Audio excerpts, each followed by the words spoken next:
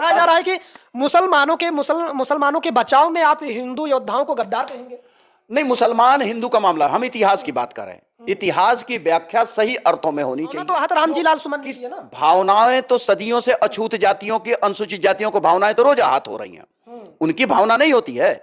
पिछड़ों की भावना अगर अखिलेश यादव जी मंदिर में जाते हैं तो पूजा अर्चना कर लेते हैं तो उनकी और उनके हटने के बाद मंदिर को धुलवाया जाता है, तो क्या पूरे यादव समाज की भावना नहीं आहत होती है? को न्योता दे देकर के इन लोगों ने बुलाया है, अपनी टेरिटरी, अपने क्षेत्र को बचाने के लिए उनको बुलाया। नमस्कार दर्शकों, आप सभी का बहुत बहुत स्वागत है। रामजी लाल सुमन सपा के राज्यसभा सांसद हैं। उन्होंने बयान दिया राणा सांगा को लेकर, जिसके बाद उनके घर पर करड़ी सेना जाती है, तोड़फोड़ करती है और जमकर बवाल मचता है। सपा के तमाम दिग्गज नेता रामजी लाल सुमन के घर पहुंचते हैं और साफ साफ सरकार को इसके लिए जिम्मेदार ठहराते हैं और कहते हैं कि प्रदेश में कानून व्यवस्था का राज कहां है, और कहते हैं कि अगर जो दोषी हैं उन पर कार्रवाई नहीं हुई तो पूरे प्रदेश भर में जो बहुत बड़ा आंदोलन करेंगे, बहुत बड़ा प्रदर्शन होगा। और कहा गया, सपा की तरफ से लगातार कहा जा रहा है कि ये दरअसल विरोध प्रदर्शन जो है, तोड़फोड़ जो हुई है, वो महज इसलिए हुई है कि ये जो भाषा बोली गई वो एक दलित ने बोली है, एक दलित सांसद ने बोली है। अगर दलित सांसद ने ना बोला होता तो ऐसा कुछ नहीं होता। तो इसी मुद्दे पर बातचीत करने के लिए हमारे साथ जवाहरलाल नेहरू विश्वविद्यालय के प्रोफेसर महेंद्र प्रताप राणा है, राजनीतिक विश्लेषक है। सर, आपका बहुत बहुत स्वागत है। धन्यवाद।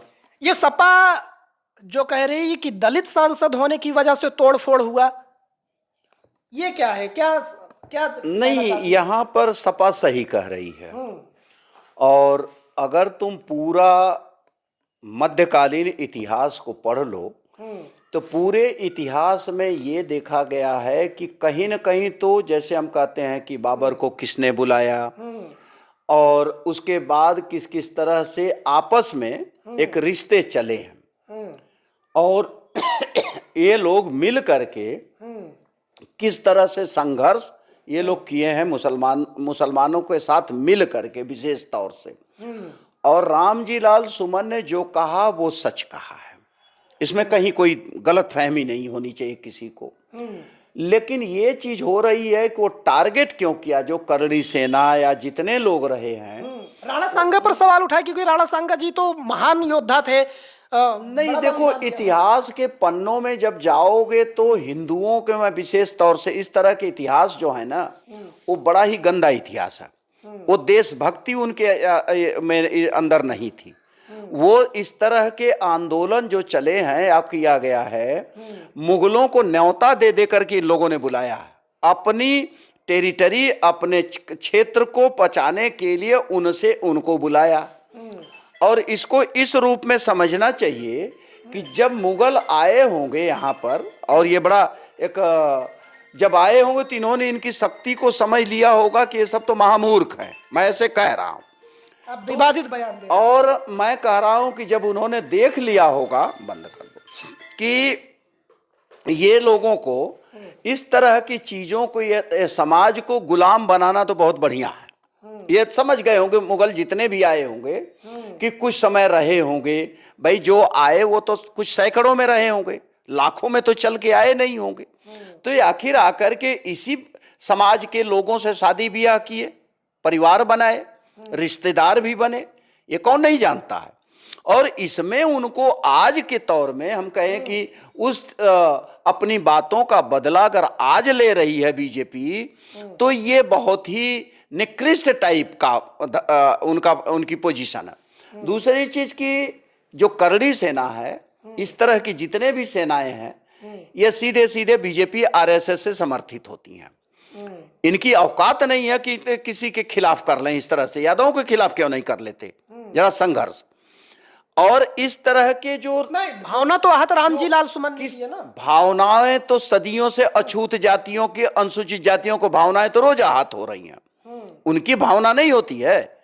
पिछड़ों की भावना अगर अखिलेश यादव जी मंदिर में जाते हैं तो पूजा अर्चना कर लेते हैं तो और उनके हटने के बाद मंदिर को धुलवाया जाता है, तो क्या पूरे यादव समाज की भावना नहीं आहत होती है? तो क्या मतलब पूरे प्रदेश के जो 8-9% यादव हैं वो लेकर के किसी घर पे जो है लाठी लेके निकल पड़े? ये कोई सभ्य समाज में होता है?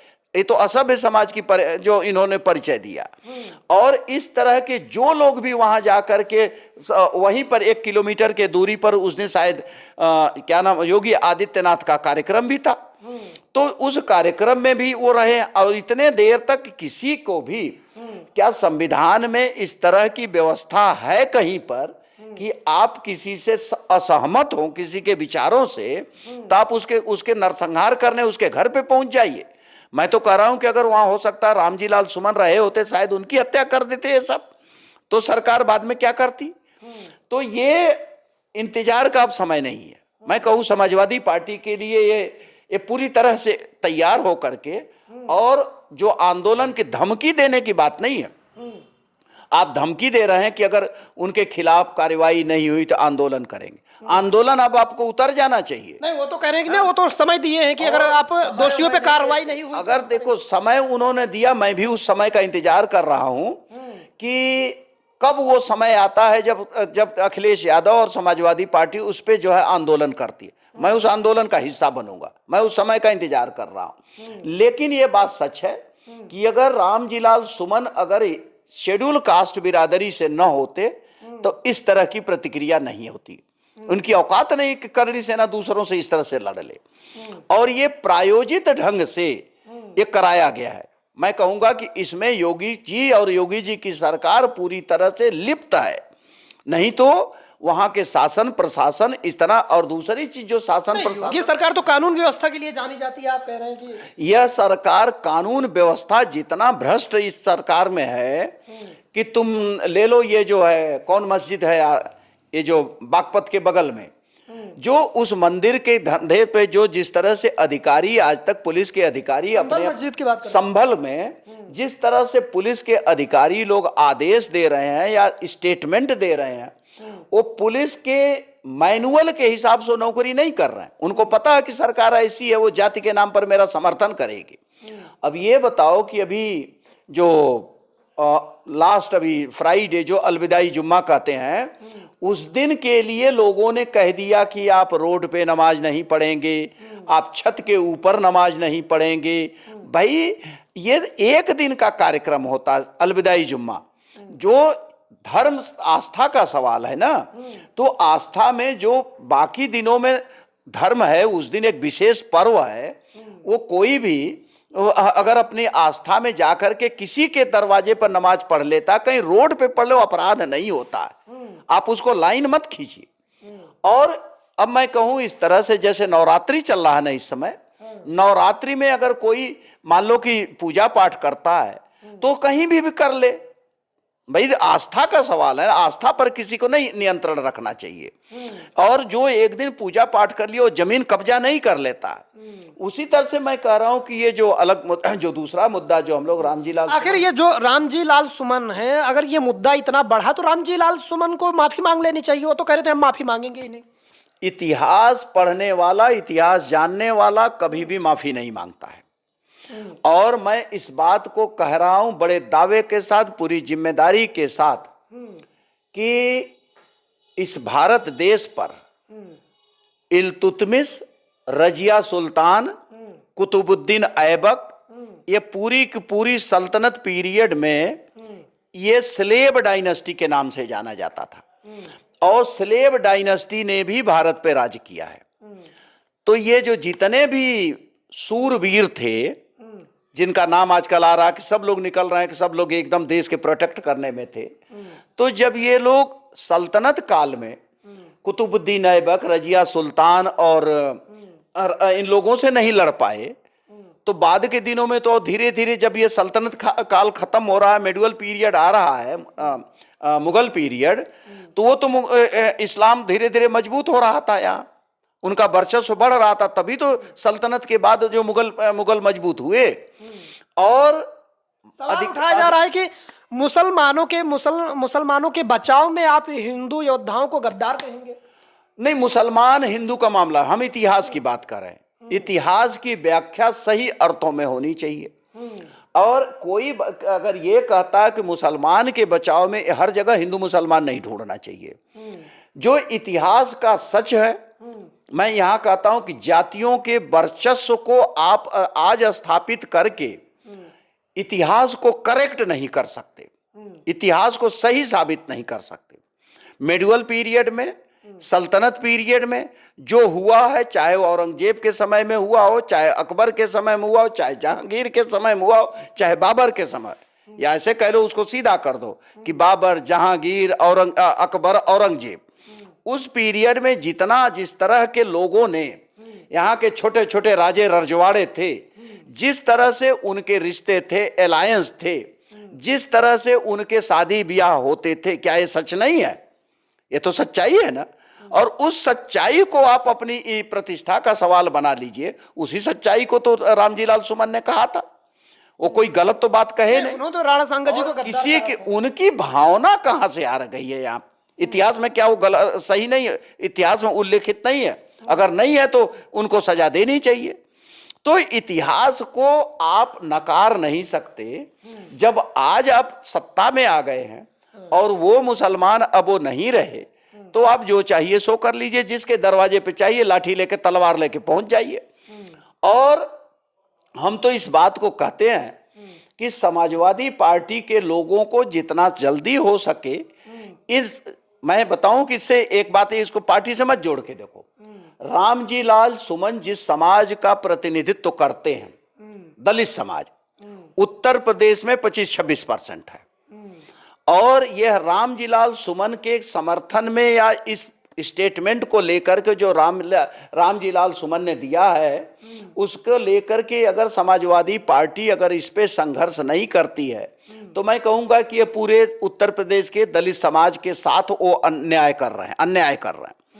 और यदि उन्होंने थोड़ी भी अगर उनके अंदर सलाहियत है, तो वो निश्चित तौर से समाजवादी पार्टी के नेता अखिलेश यादव और समाजवादी पार्टी ये रामजी लाल सुमन के संघर्ष में शामिल होगी। रामजी लाल सुमन बीजेपी सवाल उठा रही है कि बार बार समाजवादी अखिलेश यादव की पार्टी, समाजवादी पार्टी जो है वो हिंदुओं का अपमान बार बार क्यों करती है? हिंदू विरोधी है वो। हिंदू अपमान कौन कर रहा है? अरे भाई, देश में जो है राष्ट्रपति हिंदू, देश में जो प्रधानमंत्री हिंदू, देश के तमाम राज्यों के मुख्यमंत्री हिंदू, एक अगर छोड़ दो सांकेतिक तौर पर जम्मू कश्मीर के मुख्यमंत्री उमर अब्दुल्ला को, सब जगह तो हिंदू हैं।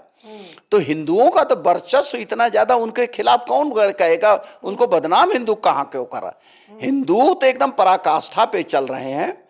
हिंदू राज्य में जो है किस किस तरह से जो है ट्रंप शासन इस समय क्या क्या कर रहा है, जो विश्व के जो गुरु बनने चले थे नरेंद्र दामोदर मोदी, हो तो पूरा विश्व देख रहा है ना।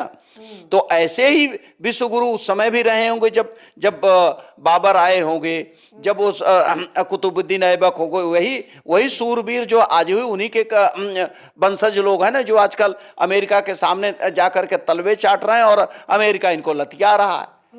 तो इसलिए वो कहीं कुछ नहीं है, किसी की कोई वो नहीं है। समाज वही सभ्य होता है, और मैं उसी समाज को सभ्य मानता हूं जो लोकतंत्र में संवैधानिक परिधि के अंदर रह करके संवैधानिक ढंग से अपनी बात रखा है। किसी के घर पे अटैक कर देना, किसी को हत्या करवा देना, ये कोई बहुत एक सभ्य समाज की निशानी नहीं। और ये निश्चित तौर से इसकी भर्त्सना जितनी निंदा हो सके, इनके खिलाफ जिस तरह से आंदोलन होने चाहिए। एक आखिरी सवाल, जिस तरीके से रामजी लाल सुमन के यहाँ, उनके यहाँ हमला होता है, तोड़फोड़ होती है, और उसके बाद जो है शिवपाल यादव उनके घर पहुँचते हैं, राम गोपाल यादव जी पहुँचते हैं, अखिलेश यादव खुलकर जो है वो बोलते हैं, तो क्या अखिलेश यादव, जो कहा जाता है कि अखिलेश यादव को हमेशा से ठाकुरों का वोट मिलता रहा है, तो क्या अखिलेश यादव को डर नहीं है कि ठाकुर वोट छिटक जाएगा? देखो, शिवपाल यादव, मैं तो कह रहा हूँ शिवपाल यादव जी को खूब अच्छे ढंग से मैं जानता हूँ। और शिवपाल यादव जो स्टेटमेंट ये जो रामजी लाल सुमन ने दिया है, उस स्टेटमेंट को बढ़िया ढंग से दोहराना चाहिए। शिवपाल यादव को मजबूती के साथ खड़ा हो जाना चाहिए कि ये जो उन्होंने कहा सही कहा, हम उनके साथ खड़े हैं। संवेदना की जरूरत नहीं है रामजी लाल सुमन को, रामजी लाल सुमन बहुत पुराने नेता हैं और उनकी एक पहचान है रामजी लाल सुमन की। इसमें उनको आज सहानुभूति की जरूरत नहीं है। उनके समर्थन में धरना, प्रदर्शन, रैली प्रदेश व्यापी तो कम से कम उनको करना चाहिए और अखिलेश जी की इतनी ताकत है कि वो कर सकते। अब करते हैं नहीं करते वो जाने। ऐलान तो किया है राम गोपाल जी ने, तो ऐलान किया, मैं भी उसी दिन का इंतजार कर रहा हूं।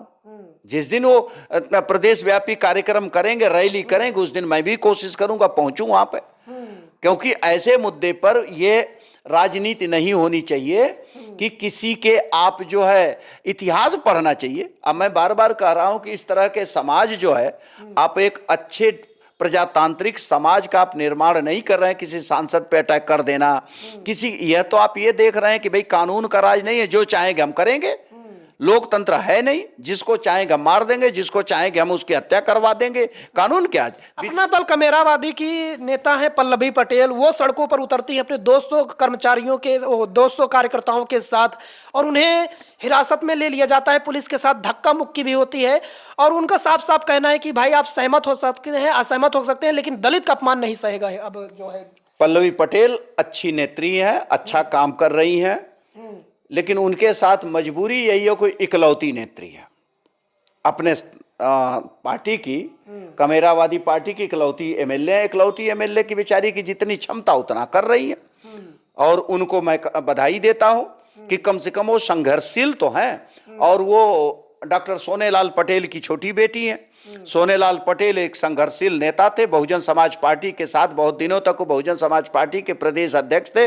कांग्रेस पार्टी के बहुजन समाज पार्टी के नेता मान्यवर कांसीराम के साथ दहिना हाथ थे सोनेलाल पटेल।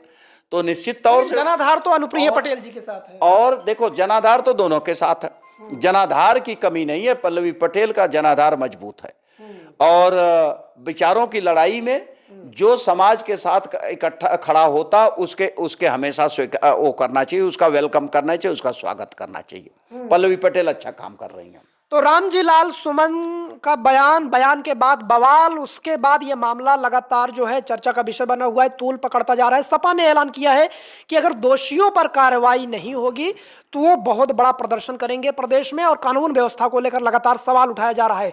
इस मुद्दे को लेकर आप क्या कहना चाहेंगे? अपनी राय कमेंट बॉक्स में जरूर बताएं।